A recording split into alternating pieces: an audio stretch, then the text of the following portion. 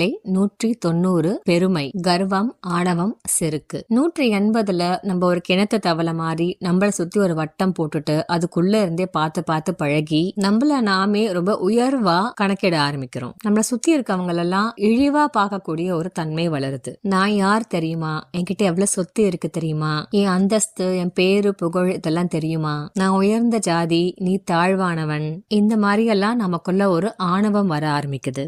நூலாசிரியர் என்ன சொல்றாருன்னா, நீங்க வாசிச்சுட்டு இருக்க இந்த புத்தகம் ஒரு 190க்கு கையில கிடைச்சதுன்னா அது ஒரு ஆபத்தான விளைவை கூட ஏற்படுத்தலாம் அப்படின்னு சொல்றாரு. இந்த நூலாசிரியர் ஒரு மேற்கத்தியர். இவரோட ஆராய்ச்சி படி இந்த புத்தகத்துல கொடுக்கப்பட்டிருக்க ஆன்மீக வளர்ச்சி நிலைகள் பற்றின தகவல் வேதங்களில் எழுதப்பட்டிருக்கு. மனிதர்கள் ஆன்மீக பாதைகள் வளர்ச்சி அடைய வேண்டும் அப்படிங்கிற நோக்கத்தோட தான் எழுதப்பட்டிருக்கு, வேதங்கள் இல்ல. ஆனா ஆற்றல் நிலைகள் குறைந்து ஒரு காலகட்டத்துல ஒரு 190 கையில இந்த வேதம் கிடைச்சது